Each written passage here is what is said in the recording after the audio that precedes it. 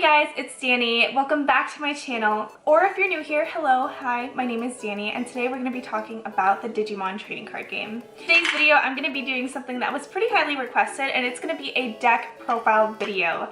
This is going to be the first deck profile video I've ever done on my channel, or just really in general, and I'm really excited to share what I've been playing with you guys. So I'm kind of sneaking in this deck profile video at the tail end of the meta that we're currently in, which is set 1 to set 1.5, essentially sets 1 through 3 in Japan. We're going to be going into the next set next week on Friday. So this Friday, June 11th, we are going to be entering the Great Legends kind of set, which is set 4, and the game is going to change completely. So I'm sneaking this little deck profile video in at the very tail end of things for a few reasons, and I'll tell you what they are now. I wasn't building green based off of a starter deck. They had the red, blue, and the yellow starter decks out for set 1 through 1.5, and I picked up the blue starter deck and kind of built my blue Omni deck based off of that, so I used a lot of cards there. But a lot of other people were trying different colors, and I really wanted to try green, so I built a deck basically from scratch using cards that we pulled, and I think since then I've just sort of had an attachment to playing the color. So that's the reason why I ended up playing green. The reason why I didn't do a deck profile video when it was going to be more relevant is because the deck that I came up with and that I've been playing in locals is nothing really special. I'm gonna be honest with you guys. It is essentially the same thing that you could see other people playing. You could find a green deck profile or a green deck recipe somewhere online, and you'd probably end up with something pretty similar to mine. But I'm going to be using this video sort of as a reference tool. So this is where I'm at right now with set 1 to 1.5. The standard for most deck profile videos is just for me to go through and show you all the cards that I've been playing, and I absolutely will do that. But what I'm also going to be doing is at the end of this video, I'm going to be telling you guys my experience playing in locals. So I should say that playing Digimon and having local tournaments, local competitions, that was my first time playing in any sort of tournament ever. Like I said in my first Digimon video, it had been a decade since I picked up a trading card game, the last one being Yu-Gi-Oh! And of course, as someone who's been out of the game for a while, it can be really intimidating, and there are a lot of things that I learned throughout the process that has made me a better player. So I'll be giving you guys a little bit of a rundown at the end of the deck profile. So without further ado, let's just go ahead and get into it. Okay guys. So if you kind of see this little bar over here, just try your best to ignore it. I am using it to do my top-down view, and I'm just using my phone up there. I also went ahead and put on my glasses because otherwise I am blind and I would not be able to read my Digimon cards out for you guys. So I don't know, you might see the ring light and the reflection of my glasses, but it is what it is. We're gonna be doing our best here. So I'm gonna start off with my Digitamers or my Digi-Eggs, and I run a 3-2 split of the level 2 Argomon and then the level 2 Omnimon. I did go back and forth between different Digitamers, but I found that I liked these two effects the most. And for Argomon, his effect is that when this Digimon becomes unsuspended, during your unsuspend phase, gain a memory. So green is already a really memory efficient deck. A lot of times people will know that going into the game, so they'll try to choke you. And I mean, if you have a memory tamer out already like Mimi, then it really won't do much, but this kind of just hits them with that extra little, okay, I know what you tried to do, but I'm still going to give myself more memory by unsuspending. And if you know green, you know that it is a suspend, unsuspend, Digisorption, suspending your opponent's type deck, so there's a lot of unsuspending going on your turns. So I just found that I was using the effect a lot, so a lot of times if I was started at 1, I could potentially be started at 2, and that's a lot already for green. Or if I had my tamer out and I started at 3, I could get all the way up to 4 or 5 depending on how late in the game I was in, and 5 is plenty. It gets you to your megas, and that is why I really liked running Argomon. Omnimon over here, the inherited effect is that when attacking, if you attack one of your opponent's Digimon, this one gets plus 1000 DP for the turn. So as much as I love playing green, there were a few things that I didn't really like about the deck. One of it was the fact that there was no hard removal for green. So it was really difficult to delete opponent's Digimon.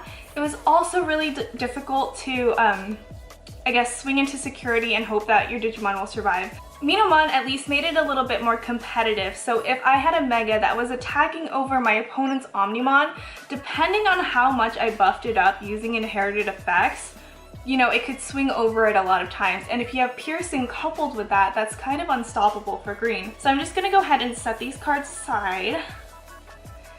And we're gonna start with my Tamers and my option cards. So I'm running 2 of the Mimi Tachikawa.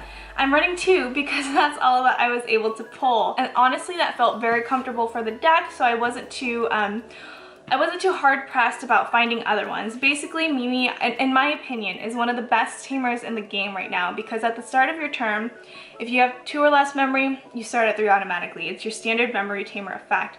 But on top of that, if you have a level 5 or higher green Digimon in play, you can suspend Mimi, which means to tap the card, and basically you get an extra raising face. So if you were able to hatch and Digivolve, you can suspend Mimi and then move your Digimon out. Next, obviously, I'm going to be running my 1 hidden potential discovered. There was a restriction placed on green where you could only play 1 of these, which makes sense. It would have been kind of broken otherwise. Basically, you can Digivolve a Digimon for free, essentially. This is reducing the Digivolve cost by 5. That's the most you're really going to be seeing anyways. So long as you can suspend another Digimon or suspend itself. And then I run 2 flower cannons. So I have 1 of the alt art and then just 1 of your regular flower cannons.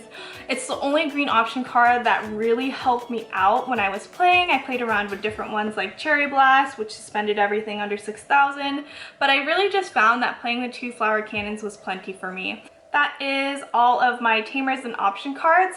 Now I think I'm gonna go ahead and start with my rookies. So I run 4 of each type of rookie. I have 4 Argomons. A lot of the Digimon for green are going to share the same names, so forgive me if I get a little confused. But I run 4 Argomons. I run 4 of the I run 4 of the Agumons, and then I run 4 of the Terriermons. So Argomon I run mostly because it is a 2-drop play cost card, so if I did need to hard play it, it didn't feel as bad as spending 3. A lot of times I would actually Digivolve these 2 guys and then just play this one my first turn and start my opponent at 2, and that was a great way to start building a board wide. So really love Argomon. And then my other vanilla here is going to be Terriermon, so it doesn't have any inherited effects. During all turns, my opponent can't gain memory except with Tamer effects. I really like that on-play effect. Honestly, if you have a Terriermon, you could kind of just let it sit there, or you could Digivolve on top of it. That's why I run 4, so I had the option to do one or the other. And this is really helpful if someone is trying to, like, let's say, do the same thing that we're doing here and trying to gain memory. Terriermon would stop them from doing that, or if someone was being sneaky and red with Biomon, trying to just delete their Digimon to gain that memory, can't do it. Or if someone was trying to get you with the Hammer Sparks in security, Terriermon would basically stop all of that. So it was a great card to have that effect, and I think purple has a card that also does that. And then over here, just your standard, I think, inherited effect from a rookie. This one is during your turn, your Digimon gets plus 1,000. So that's one of the many different ways that we are going to be buffing up our Digimon here. So next we're going to go into my level 4s. These are my champions. I run 3 Vegemon, 2 Kabuterimon, I run 2 Gargomon, 2 Togamon, and then finally to wrap it up, I run 2 Woodmon. So let's go ahead and start with, we're gonna start with Vegemon. So Vegemon has a really low play cost, and I really like that about the card. It has no inherited effects, so that means it's likely going to be a cheaper card, which it absolutely is. So Vegemon was just cheap to hard cast, and then also cheap to Digivolve. 6,000 DP. It's great to have just on your board. It's something that can swing over a lot of smaller cards. The next one that I have is Togamons. A lot of people were surprised to see that I was running Togamon, but I don't know why more people aren't. Honestly, it's great for searching. So it allows me to kind of run less of the level 5s and more of the level 6s, because with Togamon, I can use its when digivolving effect, and I can reveal 3 cards from the top of my deck and take any level 5 or higher that I want. So it was great if I was missing those ultimates, or if I was missing my megas. Next, I have my Woodmons. These are just your standard blocker, 2 cost digivolve cost, 5 cost to play normally.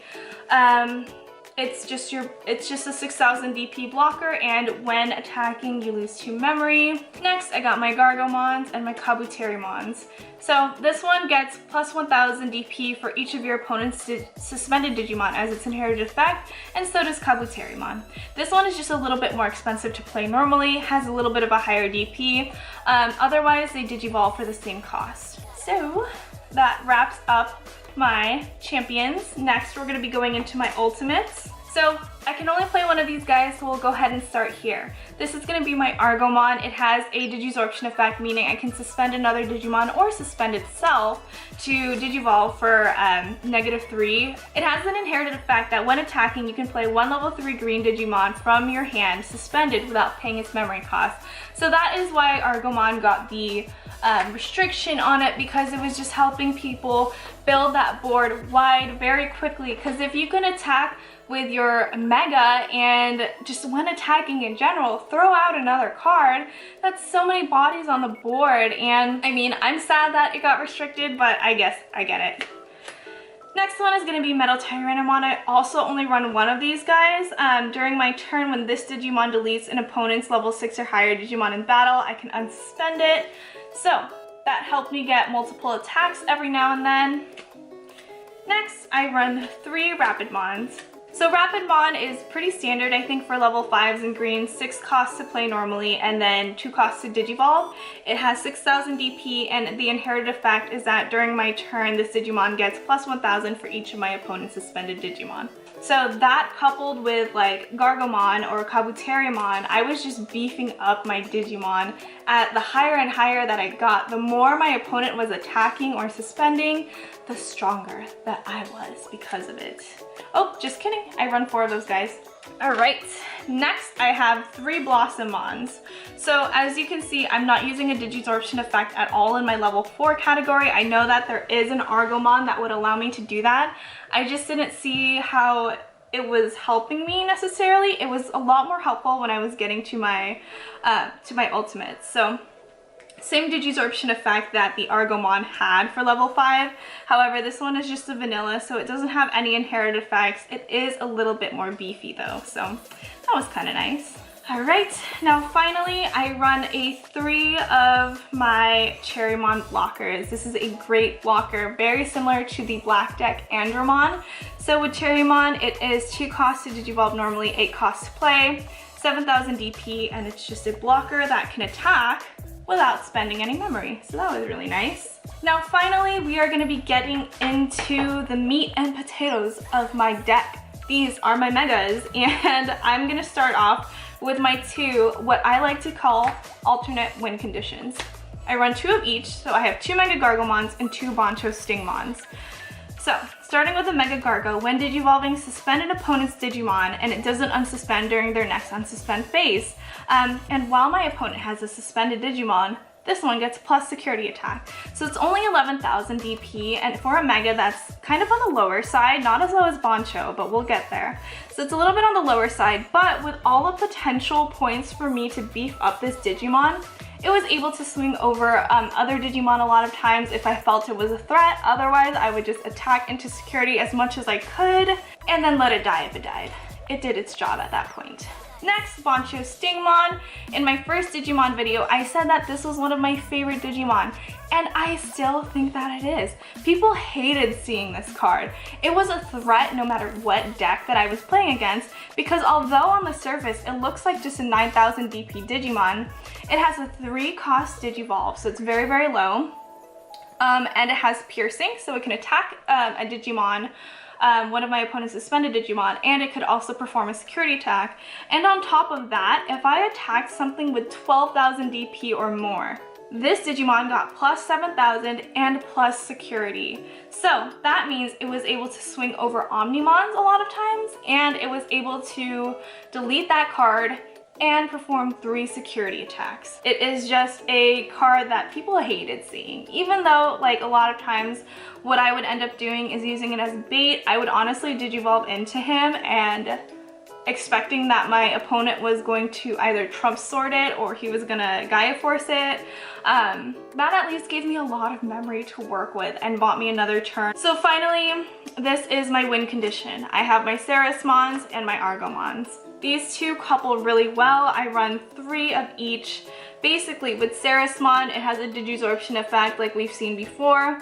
Otherwise, the Digivolve cost is 5, and what that means basically is I was able to Digivolve into Ceresmon for 2, which is very, very cheap, and its effect is really what makes this deck work. So basically, during my turn, once per turn, when I was going to suspend a Digimon of my own to use a Digisorption effect, which is how you would get the effect normally, instead of doing that, I could suspend an opponent's Digimon, which they hated. So with Ceresmon, you can suspend your opponent's Digimon and then get into your Argomon for two memory, basically, just the same way you would do with Ceresmon or any other Digisorption effect. And then with Argomon, for each of my suspended Digimon, it would gain plus security attack.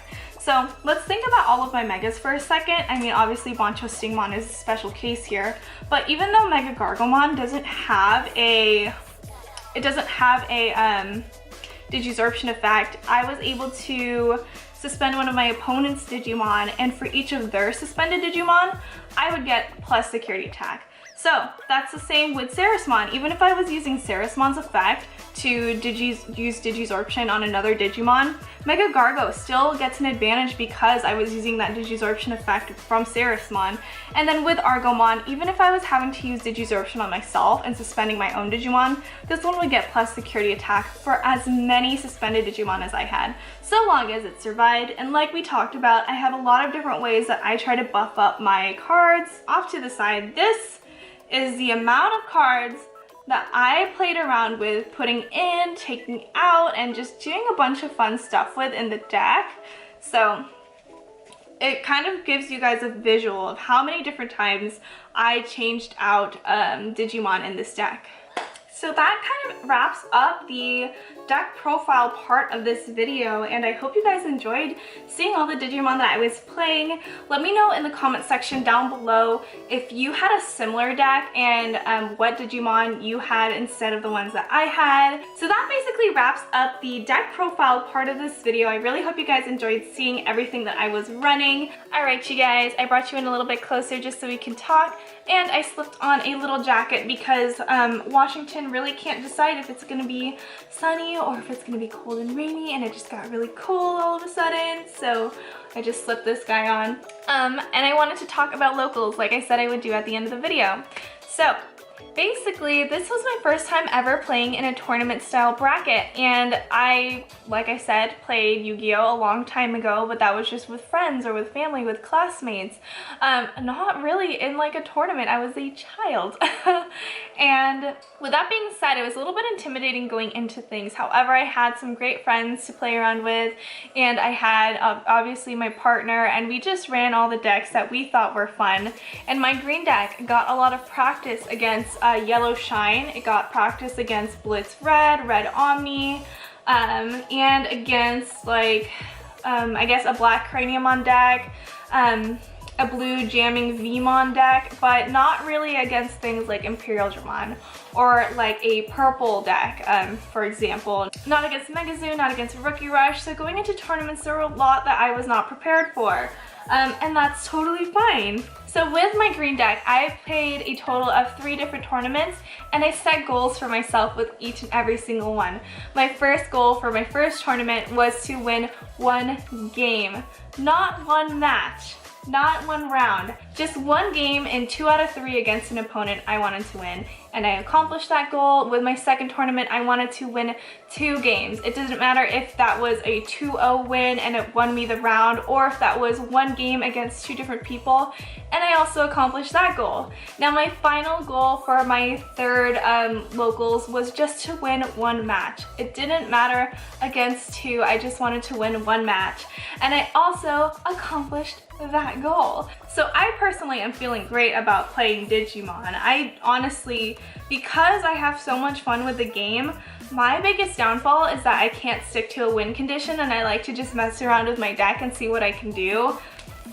It is what it is. I am rarely there to play to win. I just want to hit my goals for myself, and I was able to do that with this set in locals, and that made me very happy. The biggest thing that I think I took away from playing in locals is that you haven't won until you've hit that last security card and you have more bodies on the board than they do. You literally have not won until then, because who knows what else they got going on in their deck that you weren't prepared for. They could do a board wipe, and then next turn, what are you gonna do about that?